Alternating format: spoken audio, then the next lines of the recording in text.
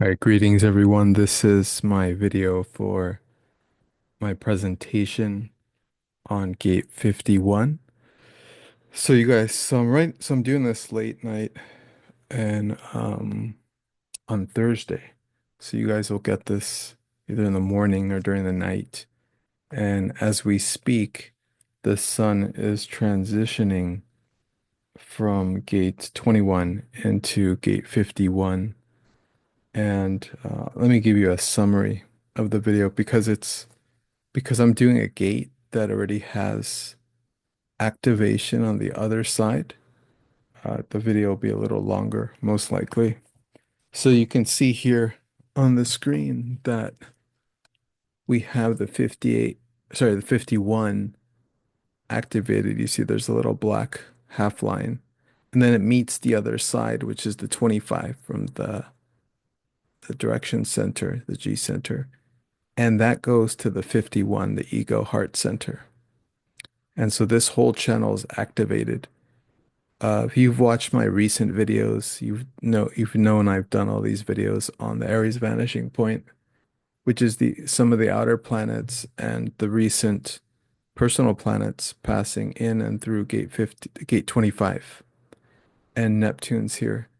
And if you remember, this gate is about universal love.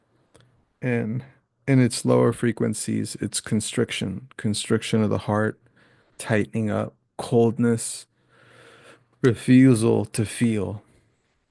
And in its highest expression, it's openness, it's the actual feeling of the consciousness as it moves through the body in the blood, symbolizing the blood, symbolizing the maze of the heart, and its vortex of energies, which spirals out into every single center and gate. And so I'm going to go a little into the 25 as I just did, then the 51. Then I'll talk about the two gates together as the complete channel of initiation. And this will be from April 4th to the 10th. So this will be a week. And it's a very special gate, this 51. So I'm going to give it perhaps a little extra time, but we'll see how far we go. So I'm going to start with, I think I did a good little summary of the 25. And the 25 creates a journey that can only begin with the openness of care and compassion for humanity, symbolized in the blood as it flows and carries the life force. Now, in order to reach the other side to the 51, we make the journey from gate 25, which is going to be the first Aries gate, to 21, and then the 51, which we're experiencing for this next whole week. So the organ that parallels with this gate is the gallbladder. And so this particular gate in its lowest frequency is about a certain level of anxiety or panic or just unresolved in the body. It's a feeling of unrest where the body begins to feel like something needs to happen. And so there's a very volatile energy here in the lower frequencies. And there's a need or a feeling of need to seek alleviation of these energies that kind of fill up in the body. It's almost like it's like a nervous system that's dealing with fight or flight, but it's just and it's continuing to build and build and build tension and needs some sort of release. So, in a sense, the 51 on the slow level is it's a sense of unease that something is out of control or that something out of control could happen at any moment. And it is indeed called the gate of shock meaning to say both internally and externally, there's a feeling that a shock could happen at any moment and disrupt or panic or kill you. And of course, the energy frequency of this is related to the allowance for that feeling or not, or the extreme fear of that possibility. The other possibility is to face that fear and become fearless. And there's even a higher possibility that ultimately engages with the transcendence of consciousness. Again, this is a very special gate, and I'll go into more detail on that. As far as, well, let me give you guys a quick example of this crossing of the possible bridge here. So one could think of this out of control energy like the blitzes in England and London during World War II, where bombs would drop randomly throughout the night. Imagine if you were alive during this time while this was happening. You could be in your house all snuggled up and warm, and all of a sudden you hear this catastrophic bomb go off, and it's not even your house, it's your neighbor's. And then you're completely fine, but you wake up in the morning to find your neighbor's house blown to smithereens. So this is kind of the energy here that it's like surprise attacks. It's like not knowing exactly when or how the end will come, but there's an end always lurking near. Hence the potency and the just very uncomfortable nature of this gate and the people who have it. Um, and this is in Aries. This is like in the middle of Aries. Again, there's five gates. In human design, we split up the astrological signs each into about five gates. And let's see a couple more notes I wrote down on this. So because of this, on a higher level of expression, it's the need, again, as I was saying, it's the need to release this charge in the body. And because of that, the energy can be transmuted into a form of fearlessness, just as it can also be transformed into a form of deep depression. You'll find a lot of 51s can and do throughout their life suffer from periods of depression, unable to take hold and flow with this energy on a consistent basis.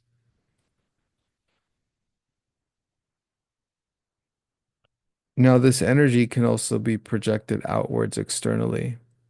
So other people can find those who have this gate 51, especially when it's connected to the 25 as the channel of initiation as well. People can find these people like shocking, like or trying to shock, or creating a show of their shock. Because these are people who these are agents who attempt to make the world aware or kind of wake things up through their shock. And Ra Uruhu, the founder of human design, had this complete channel, as well as the Gate 51. And he definitely brought in a very kind of shocking system in a shocking way. And it was a shock to his body. He said that if he didn't have line, I forget which line it was, might have been this, I'm forgetting, but I think it might be third line. Or third line might have been the one that could have killed him. What it is that this particular gate is about shock, but it's also about how you recover from shock. So those who have this gate can be deeply shocked and can need time to recover from things. And they could also not survive their shock. That might be third line. I'm not remembering. I didn't have a chance to re-research that prior to the video. There's also a gate where you can survive the shock. Sorry, a line. All these gates correspond to lines. So as the sun moves in this next week throughout gate 51, it's going to go from line 1, line 2, line 3, line 4, line 5, line 6, and then it'll move into the next gate, gate 42, which is on the which is not on the screen. It's lower in the sacral center, symbolizing endings.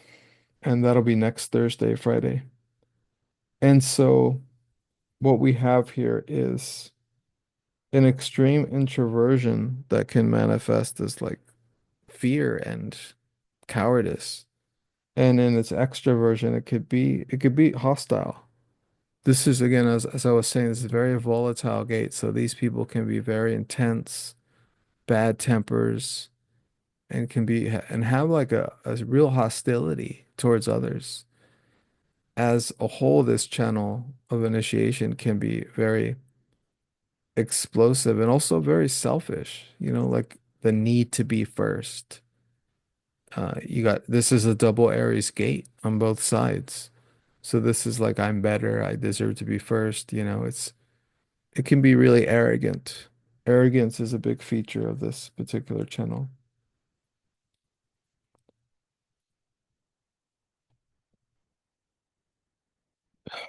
We'll just pause for a moment, take in that information.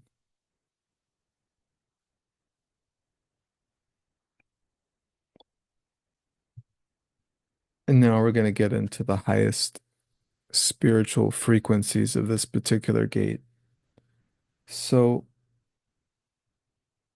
this particular gate, well, let's go to it with I'll speak on the gate and then I'll go into the channel of initiation. It just touches on it so closely.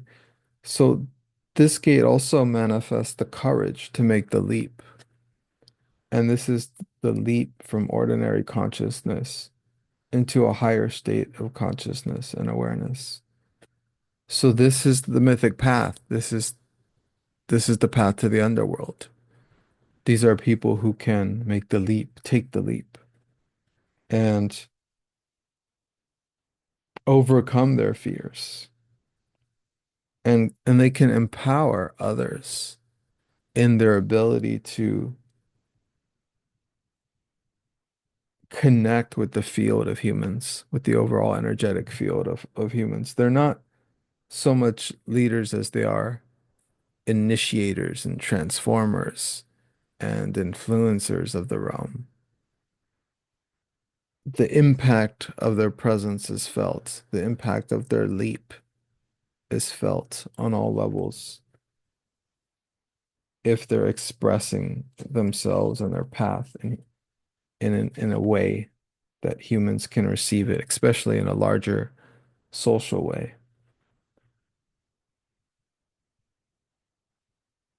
I'm going to move now into the channel itself.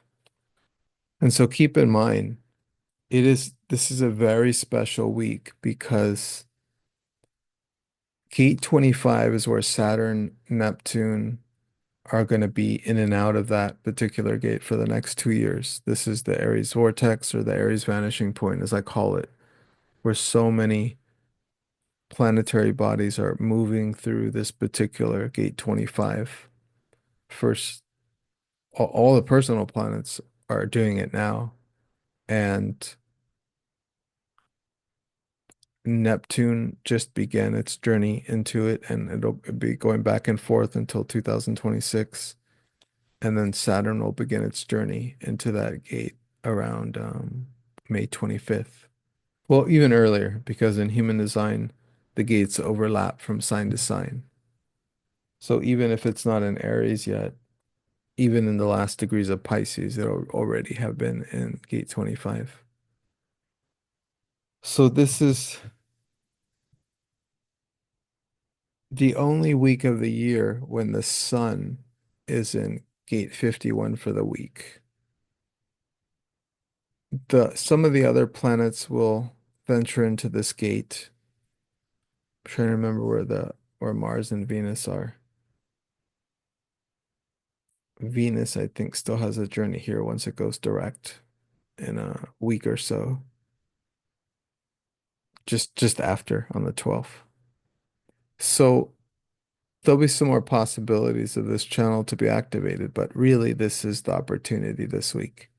And I'm going to speak about what that means and what that is. Because you may not have this channel active in your chart, but you can utilize this energy for the next week.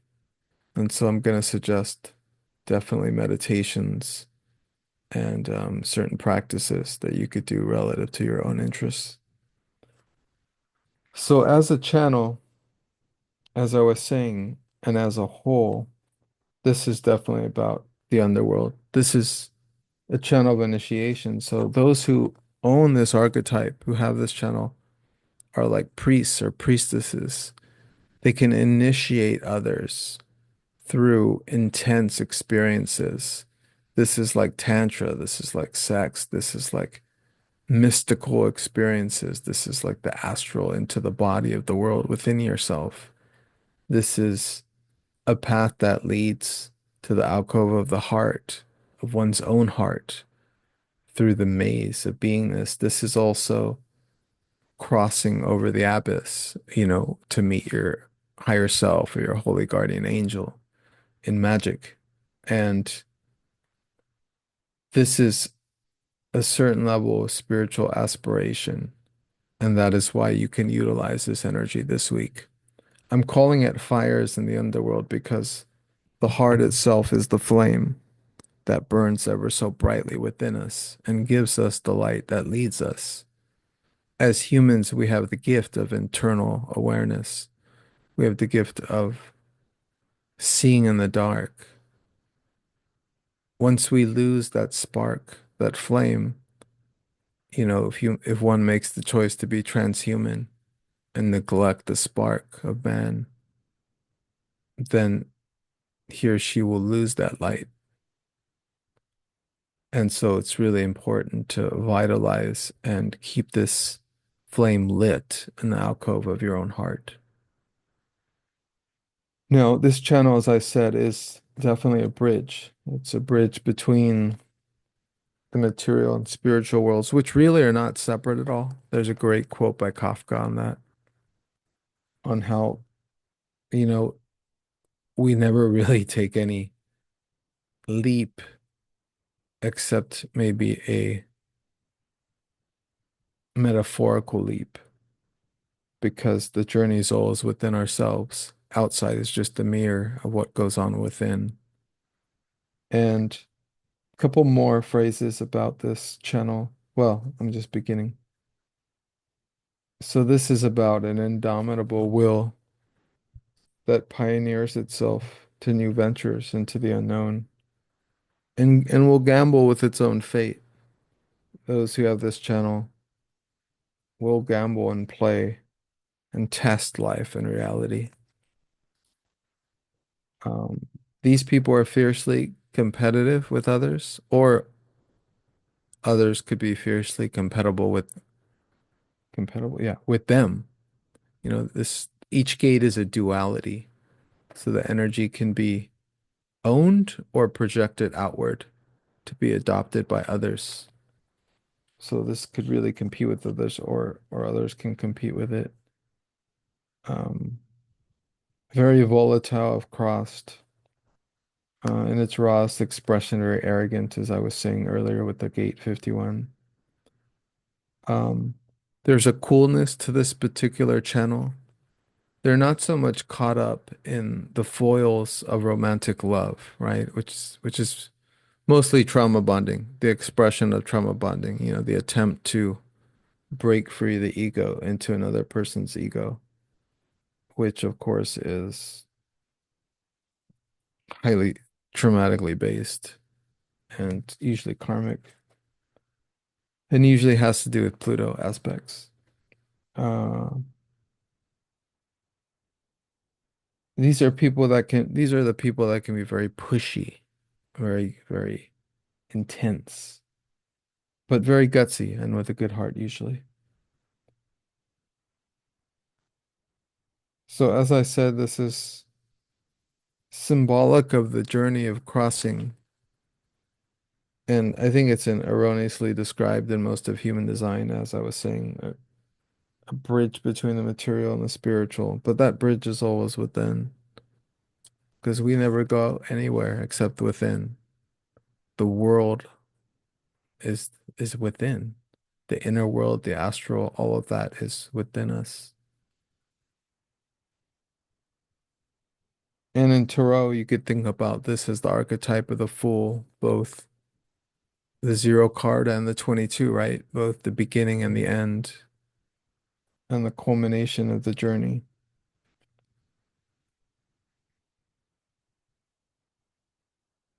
I think those are most of my notes. I don't think there's anything. Let's see if there's anything else to hide.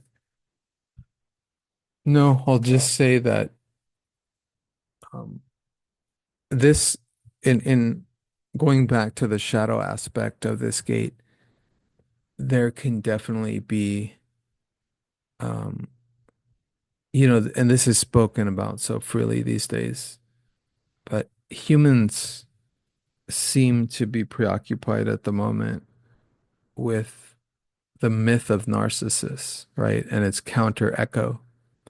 Not so much in its mythic representation, which of course it's more importantly expressed instead of isolating it into a particular polarity. The true realization of the expression of energy by humans is always in duality because it's never necessarily one-sided, right? We're beings that have to learn to take accountability yet not be responsible for others. But we all project and we all also embody these energies. And sometimes it's a dance between the two. The biggest dance in life being the dance between the victim and the victimizer, and getting beyond that dance to be the victor, right?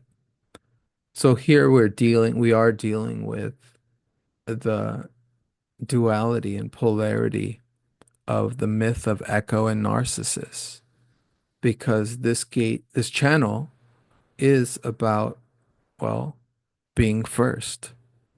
And what is being first about? This connects to the ego center. The 51's located in the ego center. So this is about me. I'm first. I'm the best. So it can express itself very narcissistically. And it could also, again, in a state of depression, it could be the opposite. It could be an echo. But not really, because not when it's in a defined center. As a gate, yes. But as a whole channel with the 25, this can express as, and we're all narcissistic, just as we all can also experience the echo. But those who have both centers defined, both the ego and the G center in the center, to have those turned on is a preoccupation with the self. And so it's a good awareness to have. Again, pay attention this week. People could be volatile. People could get in your face and want to compete with you, or that person could be you. Thanks so much for listening. Remember to raise that particular frequency of expression into the chance to really explore the world and the vision of your own, and the transcendence of your own fear into courage and crossing your own personal abyss. And meditation could help this, especially walking meditations, meditating on the idea of the maze of the heart. And so, the best to you all this week.